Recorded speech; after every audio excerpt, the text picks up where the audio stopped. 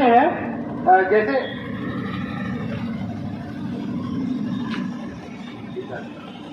इसके अतिरिक्त जो अन्य राज्य हैं जैसे बिहार हो गया या उड़ीसा हो गया, छत्तीसगढ़ हो गया, इन्होंने जो निर्धारण किया है नियोजन नीति में उन्होंने स्पष्ट किया है। अन्य राज्यों में मैं आपको दिखा दे रहा हूँ कि ये इन्होंने स्पष्ट लिखा है कि बिहार निवासी बनेंगे राज्य के प्रारंभिक स्कूलों में शिक्षक। इन्होंने भारतीय नागरिक हो इस मापदंड को तो रखा है, प्रत्येक राज्य रखते हैं। इसके अतिरिक्त इन्होंने स्थानीय नीति में स्पष्ट किया है कि उसी राज्य का स्थानीय निवासी ही नियोजन में अपना हिस्सेदारी सुनिश्चित कर सकता है। इसके बाद आप देख सकते हैं ये उड़ीसा का है जिसने लिखा है रेसिडेंस ऑफ उड़ीसा, स्पष्ट शब्द में, ठीक है। और जबकि यहाँ झारखंड पर जब नियोजन होता है तो यहाँ झारखंड सरकार ये भारत के नागरिक इस आवेदन को भर सकते हैं, इस प्रकार से निर्धारित करती है। और सरकार की गलत नीतियों के कारण ही जहां अब जैसे कि अभी जो JSSC की अगर मैं बात करूं, झारखंड कर्मचारी चयन आयोग में, इसमें अनुमानित 5 लाख की वैकेंसी है जिसमें आप 60-40 लागू कर रहे हैं। 40% यानी कि 2 लाख लोगों को आप यहाँ नियोजन में शामिल करेंगे। सरकारी आंकड़ा कहता है 36,000 जहां बाहर से आकर लोग अन्य राज्यों से आकर हर साल जमीन अधिग्रहण करके या सरकारी जमीन पर अपना अधिवास करते हैं, यहाँ बस जाते हैं। एक तरफ अब 2 लाख लोगों को अवसर दे रहे हैं, निमंत्रण दे रहे हैं यहाँ खुले बसने का, यहाँ का स्थान है। क्योंकि नियोजन नीति इन्होंने क्या किया, अभी फर्जी कॉल रिकॉर्डिंग के जरिए इनका दावा है कि हमने एक सर्वे किया कॉल रिकॉर्डिंग के जरिए और 73% विद्यार्थियों ने इसमें 2 शर्तें रखी गई थी। एक तो हाईकोर्ट का आदेश के खिलाफ हम सुप्रीम कोर्ट में जाए और दूसरा 2016 से पहले का नियोजन नीति यहाँ पर निर्धारित किया जाए। दरअसल ये बिल्कुल फर्जी कॉल रिकॉर्ड था, क्योंकि हमारे यहाँ जितने भी उपस्थित छात्र छात्राएं हैं इनके पास कॉल आया हुआ है जिसमें स्पष्ट आपने जवाब दिया हो या नहीं कोई फर्क नहीं पड़ता, आपको धन्यवाद कह दिया गया। आपको कॉल आया जिसमें आपसे राय जरूर मांगी गई लेकिन आपके सवाल के जवाब को नहीं सुना गया, धन्यवाद कह दिया गया। इस तरह से और कुछ दस्तावेज है मैं आपके सामने, हालांकि इसके बाद भी प्रेस कॉन्फ्रेंस के जरिए मैं प्रयास करूंगा कि उसको प्रस्तुत किया जा सके। 40% बाहरियों को अगर नियोजन में उनका यहाँ अवसर दिया जाए तो क्या दुष्परिणाम हो सकते हैं।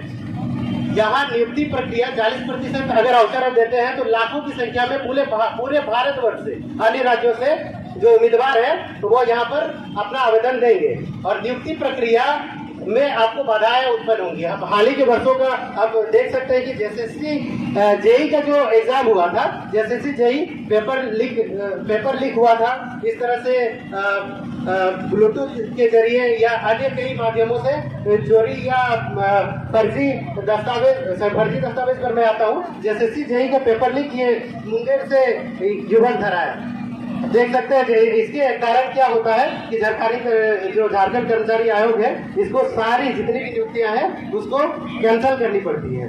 अब देख सकते हैं इन्होंने कैंसिल किया हुआ है, JSSC ने जेई की परीक्षा रद्द की और JPSC ने स्वीकारा OMR सीट के बिना 49 को किया था पास। इस प्रकार की यहाँ पर नियोजन के लिए जब नियुक्तियां होंगी, नियुक्ति प्रक्रिया से गुजरना पड़ेगा तो भारी संख्या में लाखों के आवेदन पड़ने के कारण नियुक्ति प्रक्रिया में बाधाएं उत्पन्न।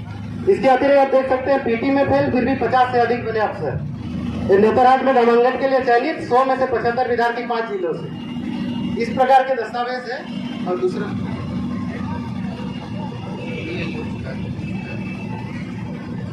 देखिए फर्जी वाला कैसे होता है, जैसे 40% आप कह रहे हैं कि 40% हम बाहरियों को यहाँ पर नियोजन में अवसर देंगे, यानी कि झारखंड को छोड़कर भारत के अन्य राज्यों से यहाँ नियोजन के लिए अपना आवेदन कर सकते हैं। लेकिन क्या बाकी सबसे बड़ा सवाल बनता है कि बाकी 60% यहाँ के स्थानीय विद्यार्थियों को अभ्यर्थियों को आप दे रहे हैं नियोजन में अवसर? बिल्कुल भी नहीं, क्योंकि आपने नियोजन नीति वास्तव में यहाँ पर स्थानीय नीति निर्धारित किया ही नहीं कि आखिर झारखंडी है कौन। आपने अभी तक 23 साल हो चुके हैं झारखंड अलग हुए, अभी तक निर्धारित नहीं किया और फर्जी आय जाति स्थानीय निवासी प्रमाण पत्र बनाकर यहाँ पर नियोजन लिया जाता है। आपको मैं कुछ प्रमाण प्रस्तुत करता हूँ किस प्रकार से फर्जी दस्तावेज बन रहे हैं। आप देख सकते हैं ये कांटा टोली में 1600 से 3000 रुपये में बन रहा है फर्जी प्रमाण पत्र। इस तरह से नियोजन के अवसर में दखल दिया जा रहा है, सीधे शब्दों में हकमारी हो रही है।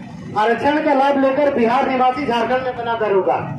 स्पष्ट देख सकते हैं। इसके बाद देखिए खूंटी की 2 शिक्षकों का स्थानीय निवासी प्रमाण पत्र फर्जी पाया गया। इस प्रकार से फर्जी दस्तावेज बनकर उस 60% में भी झारखंडी यहाँ के स्थानीय युवाओं का हक मारा जाएगा। इसके बाद देख सकते हैं विधायक समरीलाल का जाति प्रमाण पत्र, ये स्पष्ट राजस्थान से संबंध रखते हैं। ये यहाँ पर आए और 7 बार इसी प्रमाण पत्र पर चुनाव लड़े, अंततः इसका जाति प्रमाण पत्र निरस्त किया जाता है।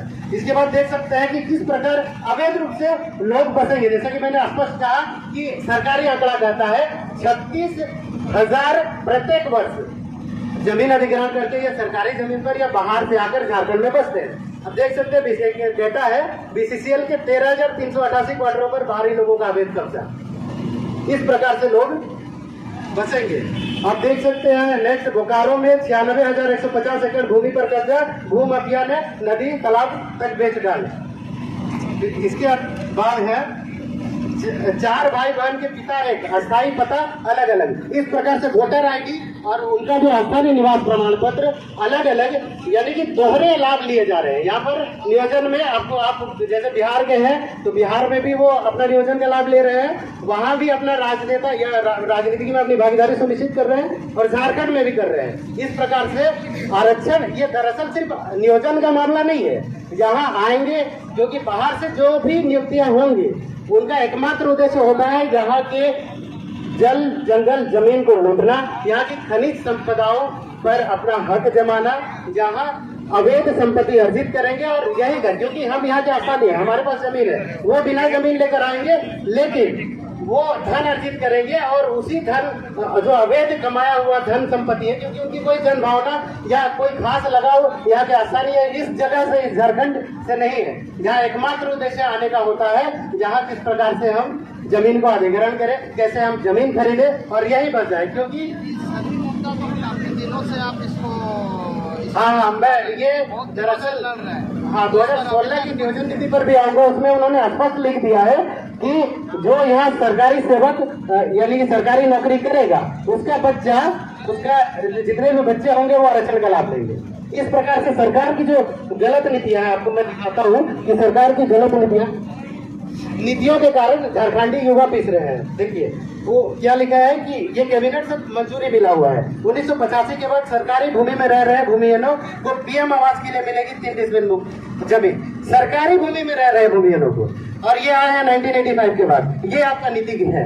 इसके बाद देखिए बिहार से झारखंड में सरकारी सेवकों की संतानों को सशर्त मिलेगा आरक्षण का लाभ, यानी कि आप यहाँ पर बसा रहे हैं। अन्य राज्यों में क्या होता है, आपने वहाँ नियोजन के लिए नौकरी लिया और जैसे आपका नौकरी खत्म होता है वापस अपने जहाँ आपका स्थानीय प्रमाण पत्र है, क्योंकि बिहार हाईकोर्ट का आदेश कहता है कि आप एक व्यक्ति 2 राज्यों का स्थानीय प्रमाण पत्र यानी कि स्थानीय निवासी नहीं हो सकता है। तो अब इस प्रकार से स्थानीय आरक्षण पर भी उनको लाभ दे रहे हैं और उनको बसाने का काम कर रहे हैं।